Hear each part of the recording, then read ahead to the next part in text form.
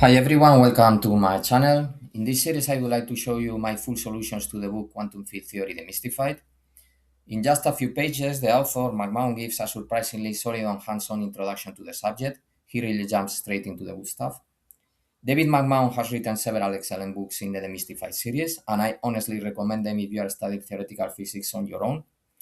So let's get started with this one, Quantum Field Theory Demystified. The first chapter is a multiple choice quiz just to warm up, and I will go through each question with a short explanation. Let's start with the first question. A quantum field, the correct answer is D, an operator that can create or destroy particles. In quantum field theory, fields aren't just mathematical functions, they are operator valued. Each field can act on the vacuum to create a particle or annihilate one that already exists. That's the essence of second quantization. Particles are excitations of the underlying field. Question 2. The particle generations, the right answer is A. They are duplicates of each other with increasing mass. We have three generations of matter. The first one includes the electron, neutrino, and the up and down quarks. The second and third generations repeat the same pattern but with heavier versions: muon, tau, charm, strange, top, and bottom. So the structure is identical, only the masses change. And question 3, in relativistic situations, the correct answer is again A. Particle number and type is not fixed.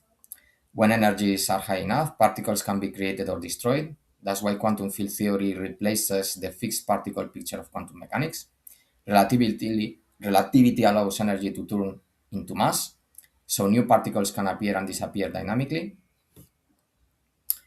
Question 4, in quantum field theory, the correct answer is C. Position is demoted from being an operator. In standard quantum mechanics, position and momentum are operators that satisfy the canonical commutation relation. But in quantum field theory, the field itself becomes the operator, while position and time are treated as continuous parameters. So we don't promote space or time to operators. Instead, the field carries all the quantum behavior. Question 5, leptons experience. The right answer is B, the weak force and electromagnetism.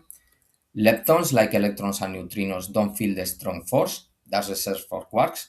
They do interact through the weak force, and charged leptons also interact electromagnetically.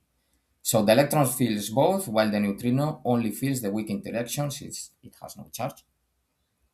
Question 6. The number of force-carrying particles, the correct answer is A, equivalent to the number of generators for the field's gauge group. Each generator of gauge symmetry corresponds to one gauge boson. For example, SU3 has 8 generators, giving us 8 gluons. SU2 has 3, giving the W plus, W minus, and Z0. And U1 has 1, giving the photon. This is one of the most elegant connections between symmetry and physical particles. Question 7. The gauge group of the strong force, the correct answer is C, SU3. The strong interaction is described by quantum chromodynamics, or QCD, whose symmetric group is SU3. That means there are 3 color charges, red, green, and blue, and 8 gluons corresponding to the 8 generators of SU3. Is the most beautiful example of non-abelian gauge theory. Question 8. The correct answer for antineutrinos is C, have lepton number -1 and charge 0.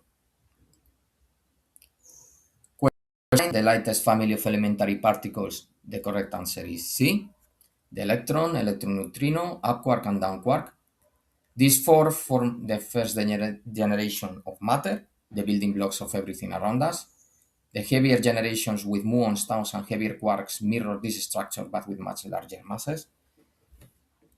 And finally, question 10, the Higgs field, the correct answer is D, it gives mass to elementary particles. The Higgs field is a scalar field that permeates all of space. When particles interact with it, they acquire mass. The stronger the interaction, the heavier the particle. This mechanism is known as spontaneous symmetry breaking and is one of the cornerstones of the Standard Model. The discovery of the Higgs boson in 2012 confirmed this idea experimentally, showing that the Higgs field really exists and plays the role predicted by theory. So that's my approach to the first chapter of Quantum Field Theory Demystified.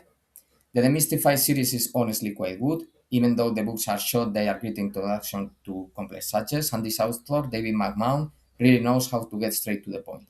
His books have substance, real depth, especially for theoretical physics. I hope you enjoyed this first video. I'll keep going through the rest of the chapters step by step. Thanks for watching and see you soon. Bye bye.